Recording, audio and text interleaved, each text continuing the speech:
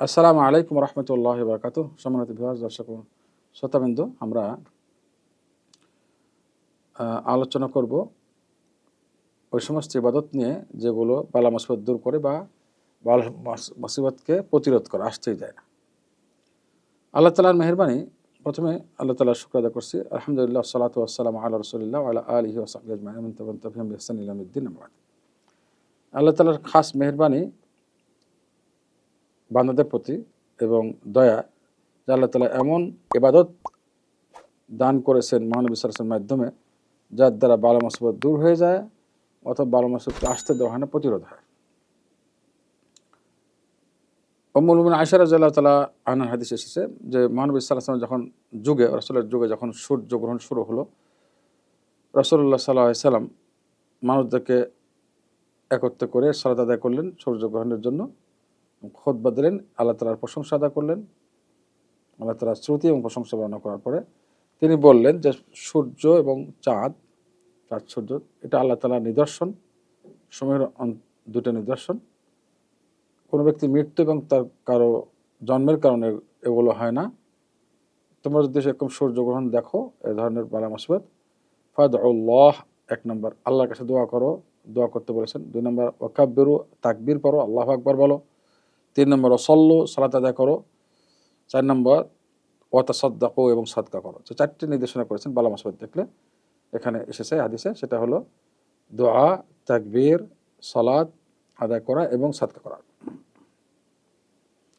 হাফেজ ইবনে হাজার আসকালী রাহমাতুল্লাহ বলেন, তিবি বলেছেন যে বিপদ আপদের সময় মানুষদেরকে আদেশ করা হয়েছে বিপদ দূর করার জন্য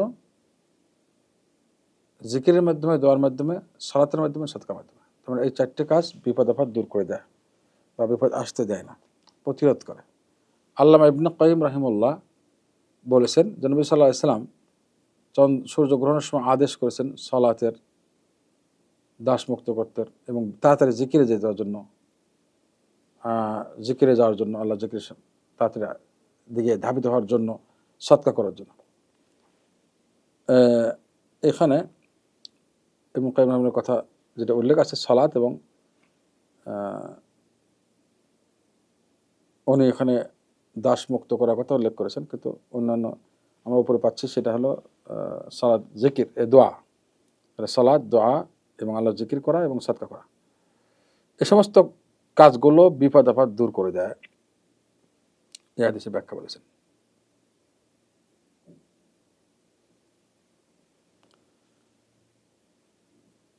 এবং আল্লাহ তাআলার মেহেরবানি ঈমানদারদের প্রতি এবং খাস দয়া যে আল্লাহ তাআলা তাদেরকে বিভিন্ন আমলের মাধ্যমে অনিষ্ট থেকে রক্ষা করেছেন।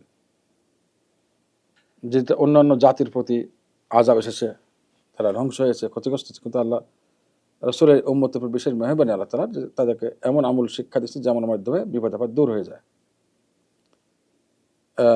এবং বিপদ আপদ আসলে এই উম্মতের ফরজ হলো সবর করা এবং আল্লাহ তাআলার যে ফয়সালা তার উপর রাজি থাকা বিপদ আপদে। এবং এটা একটা বৈশিষ্ট্য, বিপদ আপদ সবর করা, আল্লাহর ফয়সালার প্রতি রাজি থাকা, তাহলে কল্যাণকর হয় মুমিনদের জন্য। বিপদ আপদ আসলেও কল্যাণকর হয়, ঈমানের সাথে যদি মোকাবেলা করা হয় এগুলো ঈমানের সাথে, তাহলে কল্যাণকর হয়। সহিহ মুসলিমের হাদিসে এসেছে যে মুমিনদের বিষয়টা খুবই আশ্চর্য। আশ্চর্য কেন? কারণ প্রত্যেকটা কাজে তার কল্যাণজনক। এটা মুমিন ছাড়া অন্য কারোর জন্য হয় না।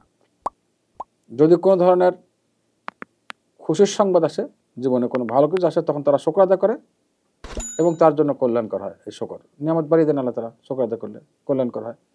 আর যদি কোনো অনিষ্ট আসে, সবর করে মুমিনরা এবং সবর করলে তার জন্য কল্যাণকর হয়। কারণ সবরের দ্বারা যে প্রাইজ আল্লাহ দান করেন, যে অন্য আমলে এই প্রাইজ দিবেন না। আল্লাহ তাআলা কোরআনে বলেছেন, ইন্নামা ইউওয়াফাস সাবিরুন আজরাহুম বিগাইরি হিসাব। সবরকারীদের পুরস্কার আল্লাহ দান করবেন হিসাব ছাড়া, বেহিসাব। আল্লাহু আকবার। এইটা আল্লাহ তাআলার বিশেষ মেহেরবানি এই উম্মতের প্রতি, আল্লাহ তাআলার মুসলিম বান্দাদের প্রতি। আল্লামা সাঈদী, শেখ বিন বাজ রাহিমাহুল্লাহ, উস্তাদ শেখ সাঈদী তার তাফসীরে উল্লেখ করেছেন, তাফসীর আল কারীমুল মান্নানে, যে আল্লাহ তাআলার বাণী, ইন্না রাব্বি লতীফুন লতিফুল লিমান ইয়াশা, আপনার রব যাকে ইচ্ছা তাকে দয়া করেন। সূরা ইউসুফ 100 নম্বর আয়াতে। এই আয়াত থেকে বোঝা যাচ্ছে যে আল্লাহ তাআলা ইহসান করেন, দয়া করেন বান্দাদের প্রতি, যে বান্দারা খবরও পায় না, টেরও পায় না যে আল্লাহ তাআলা ইহসান এবং দয়া করছেন। হ্যাঁ, এবং আল্লাহ তাআলার বিশেষ রহমত বান্দাদের প্রতি এবং মুমিনদের প্রতি, বিশেষ করে যে আল্লাহ তাআলা বিশেষ ইবাদত দান করেছেন, যে ইবাদতের দ্বারা বোঝা মুসিবত দূর হবে আসলেও, অথবা প্রতিরোধ হবে। এর সংক্ষেপে সার আমরা একটু আলোচনা করব। এই আলোচনাটি করার জন্য কৃত্রিম বুদ্ধিমত্তার ব্যবহার করা হয়েছে। সংক্ষেপে সমস্ত আমলগুলো এখানে কিছু আনা হয়েছে। দ্বিতীয় পর্বে আমরা ব্যাখ্যা সহ আলোচনা করবো ইনশাআল্লাহ। তো এরকম আমল যেগুলো বিপদ আপদ দূর করে বা বিপদ আপদকে প্রতিরোধ করে, তো অনেকগুলো আমল, অনেক। 1 নম্বর যেমন নাকি উদাহরণস্বরূপ সাদকা আছে, ইস্তিগফার আছে, দোয়া আছে, রাত্রের সালাত যা কিয়ামুল লাইল বলি আমরা, আত্মীয়ের সম্পর্ক বজায় রাখা আছে, মানুষকে খানা খাওয়ানো আছে, পানি পান করা আছে, এতিমদের দায়িত্ব নেওয়া আছে, এতিমদের দায়িত্ব এবং ভরণ পোষণ করানো ইত্যাদি। এই সমস্ত আমল শুধুমাত্র ইবাদত না, বরঞ্চ এগুলোর দ্বারা বালা মুসিবত দূর হয় এবং আল্লাহর ইচ্ছায় বালা মুসিবত আসে না, প্রতিরোধ হয়। তো আমরা একটু এই আলোচনা, এই কথাগুলো একটু সামান্য ব্যাখ্যা আসবো। এই ক্ষুদ্র ব্যাখ্যা দিয়ে আলোচনার প্রথমটা শেষ করবো এবং বিস্তারিত বর্ণনার জন্য পরবর্তী আলোচনায় ইনশাআল্লাহ বিস্তারিত বর্ণনা করা হবে। তো এই যে আমলগুলো, তার মধ্যে প্রথম আমলটি হচ্ছে সাদকা, দান সাদকা করা, যেটা বলি আমরা। রাসূলুল্লাহ সাল্লাল্লাহু আলাইহি সাল্লাম বলেছেন, গ্রহণযোগ্য হাদিস, তোমরা অসুস্থ ব্যক্তিদের চিকিৎসা করো সাদকার মাধ্যমে, অসুস্থ ব্যক্তির চিকিৎসা করো সাদকার মাধ্যমে। এবং সাদকা নিঃসন্দেহে একটি বড় এবং বিশাল ইবাদত, কোনো সন্দেহ নেই। এবং সঙ্গে সঙ্গে সাদকা ইবাদতের সঙ্গে সঙ্গে এটা এমন আমল, যে আমলের দ্বারা কি হয়, বালা মুসিবত দূর হয়ে যায়, বালা মুসিবত আসলেও এটা দূর হয়ে যায়। সুবহানাল্লাহ। এই হাদিসটি যে কিছুক্ষণ আগে বললাম, এই হাদিস সম্বন্ধে, যে তোমরা রোগীদের চিকিৎসা করো সাদকার মাধ্যমে, এই হাদিসটাকে শেখ আলবানী গ্রহণযোগ্য বলেছেন। এই হাদিসটা একটু ব্যাখ্যা আসবো, একটু বিধান নিয়ে, যে প্রত্যেক রোগের জন্যই আল্লাহ তাআলা প্রত্যেক রোগের জন্য চিকিৎসা নাযিল করেছেন। তো এই হাদিসের একটা অংশে এটা আছে, আমরা এটা পেয়ে গেছি। এই হাদিসটি আমরা একটু রেফারেন্স চাচ্ছিলাম, সেটা তোমরা রোগীদেরকে চিকিৎসা করো সাদকার মাধ্যমে। শেখ আলবানী রাহিমাহুল্লাহ এটাকে হাসান গ্রহণযোগ্য বলেছেন হাদিসটাকে। এর রেফারেন্স হলো সহিহ জামে হাদিস নাম্বার 3358, সহিহ জামে 3358 হাদিস। এটা আমরা আসি। তাহলে এটা শুধুমাত্র ইবাদত না, বরং সেটা একটা অনেক বড় মাধ্যম বিপদ আপদ দূর করার জন্য। সাদকা এটা আম জিনিস। সাদকা বলতে এখন আমরা অনেকে মনে করি সাদকা মানে অনেক টাকা পয়সা দান করা, টাকা পয়সা খরচ করা, তৌফিক গরিবদের নেয়। না, সাদকা এটা আম, অনেক বড় ব্যাপক জিনিস। যে কোনো জিনিস, যে কোনো ভালো কাজে সাদকা, যে কোনো ভালো কাজ, যে কোনো ভালো কাজে সাদকা। যেমন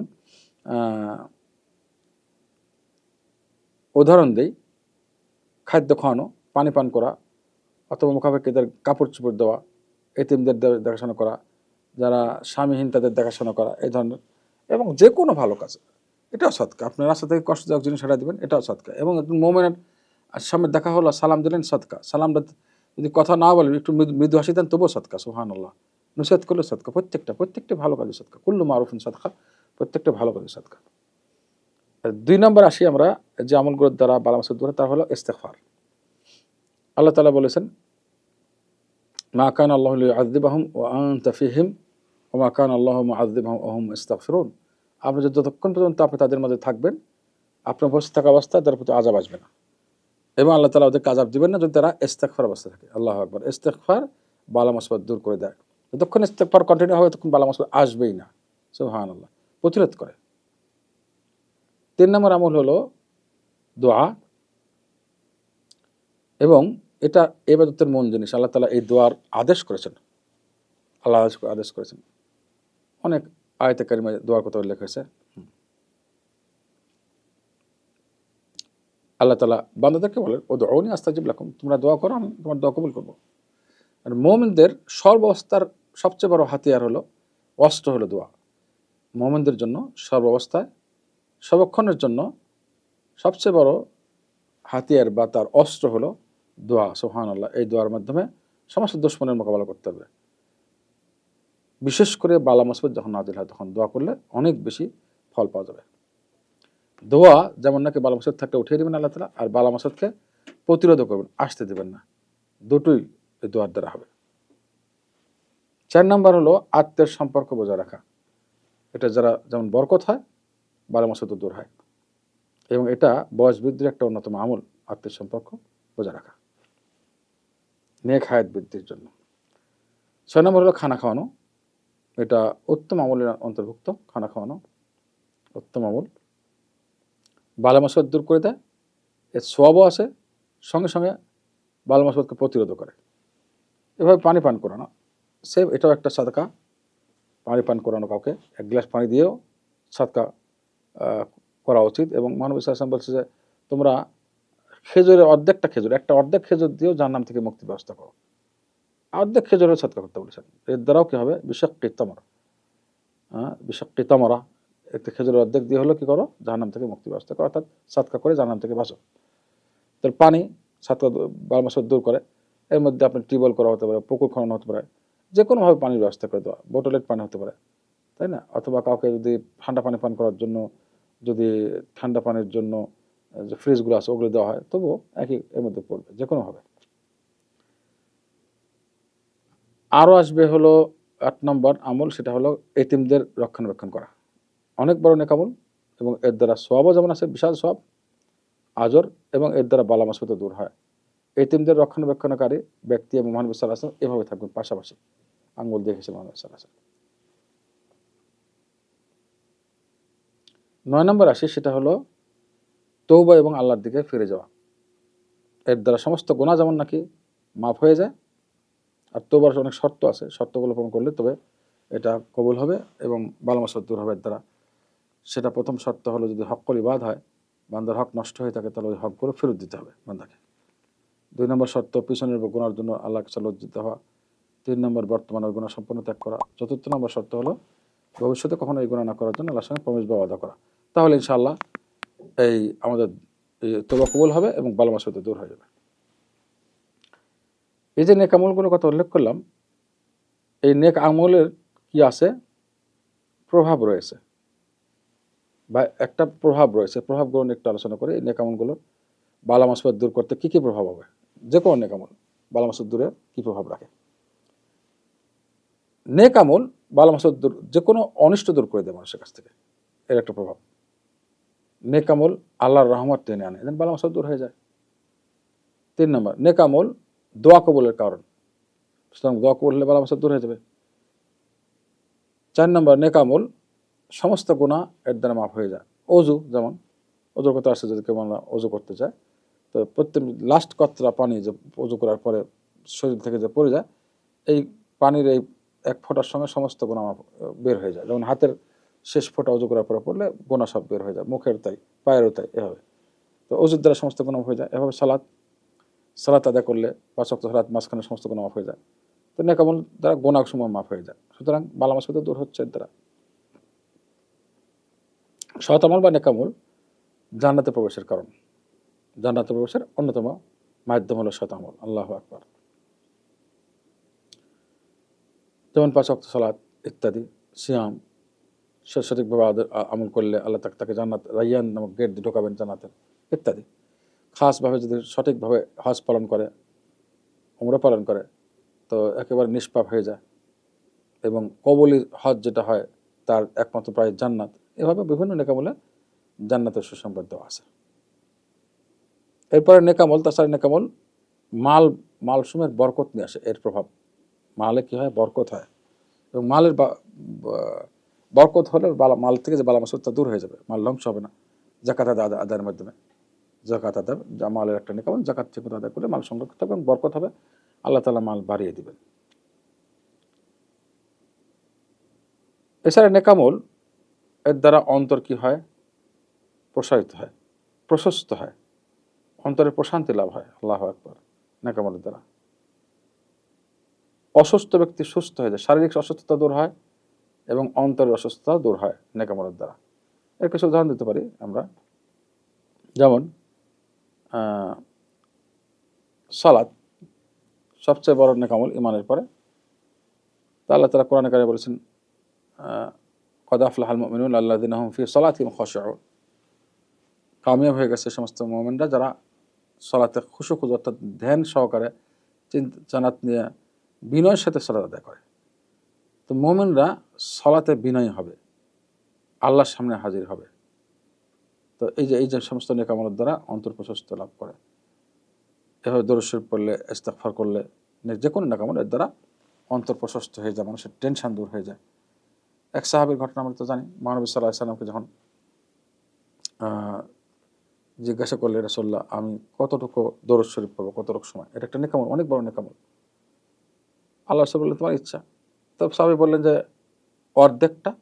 বললেন ঠিক আছে, তোমার ইচ্ছা, কিন্তু এর চেয়ে বেশি হলে আরও বেশি ভালো। এরপর সাহাবী বললেন, রাসূলুল্লাহ তাহলে আমি কি 3 ভাগের 2 ভাগ দরুদ শরীফ পড়ি? বললেন ঠিক আছে, তোমার ইচ্ছা, এর চেয়ে বেশি হলে আরও ভালো।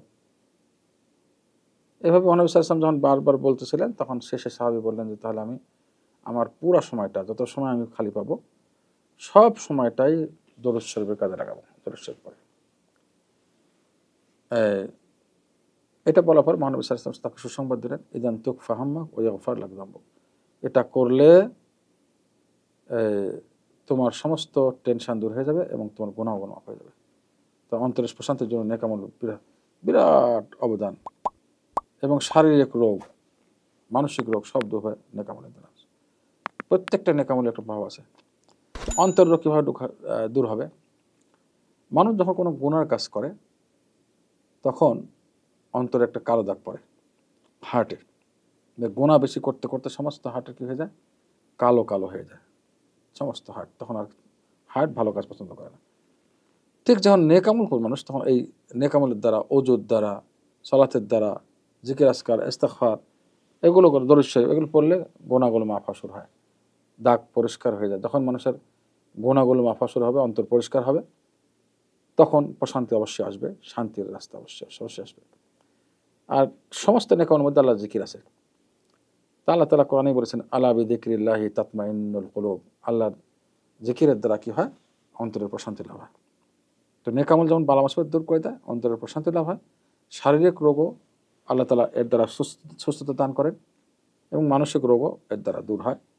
এই হলো নেক আমলের প্রভাব সম্পর্কে আলোচনা করা হলো। আমরা এবার দ্বিতীয় পর্বে ইনশাআল্লাহ এই বালা মুসিবত দূর করার যে নেক আমলগুলো আছে, এগুলোর যেমন এক একটা আমল নিয়ে এসে এটার ব্যাখ্যা করব, একটু বিস্তারিতভাবে আলোচনা করার চেষ্টা করবো ইনশাআল্লাহ এর পরবর্তী পর্বে। সালাত নিয়ে আমরা বিস্তারিত আলোচনা করবো ইনশাআল্লাহ। সালাত কীভাবে বালা মুসিবত দূর করে। এরপরে থাকবে হলো আমাদের দ্বিতীয় পর্বে আলোচনার পয়েন্টগুলো বলে দিচ্ছি। এরপরে থাকবে হলো বেশি বেশি আল্লাহর জিকির দ্বারা বালা মুসিবত কীভাবে দূর হয়, এটাও আমরা নিব ইনশাআল্লাহ। এরপর আসবে আরও যে পয়েন্টগুলো আসবে, ইস্তিগফার বেশি বেশি করা। ইস্তিগফার করলে বালা মুসিবত দূর হবে, এই বিষয়ে আমরা আলোচনা করবো ইনশাআল্লাহ। 2 নম্বর এটা। আর 3 নম্বর হলো জিকির, বেশি জিকির করা। 4 নম্বর আসবে যে আল্লাহর কাছে দোয়া করা, বেশি বেশি অনুনয় বিনয় দোয়া করা। এর বিস্তারিত বর্ণনা আসবে ইনশাআল্লাহ আমরা দোয়া সম্পর্কে। 5 নম্বর আসবে হলো সৎ চরিত্র অধিকারী হওয়া। এগুলো প্রত্যেকটা বড় বড় পয়েন্ট। সৎ চরিত্র অধিকারী হলে কীভাবে আল্লাহ তাআলা এর দ্বারা বালা মুসিবত দূর করে দেবে এবং আল্লাহ তাআলা নিয়ামত কীভাবে ঢেলে দেবেন সেটা। এরপর আসবে সাদকা। সাদকা করলে কীভাবে বালা মুসিবত দূর হয়, এ বিষয়ে বিস্তারিত আলোচনা আসবে। সালাতের বিভিন্ন উক্তি আসবে ইনশাআল্লাহ সামনের পর্বে। আর তারপরে আরও আসবে মহানবী সাল্লাল্লাহু আলাইহি ওয়াসাল্লামের উপর বেশি বেশি দরুদ শরীফ পড়লে কীভাবে বালা মুসিবত দূর হয়, এই বিষয়ে বিস্তারিত আলোচনা আসবে দলিল সহকারে। 8 নম্বরে আসবে হলো নেক কাজ, যে কোনো নেক কাজ, ভালো কাজ, এগুলো বালা মুসিবত কীভাবে দূর করে। এরপরে গোপন সদকা, আল্লাহর রাগ থামিয়ে দেয়। এইসব বিষয় নিয়ে আমরা দ্বিতীয় পর্বে বিস্তারিত আলোচনা করব। আমরা প্রথম পর্বের সংক্ষিপ্ত আলোচনা এখানে শেষ করছি। দ্বিতীয় পর্বে ইনশাআল্লাহ প্রত্যেকটা পয়েন্ট বিস্তারিত আলোচনা করা হবে। আল্লাহ তাআলা আমাদের সবাইকে সঠিক দিন জেনে আমল করে এবং দাওয়াত দেওয়ার তৌফিক দান করুন। আমিন। আসসালামু আলাইকুম ওয়া রাহমাতুল্লাহি ওয়া বারাকাতুহু।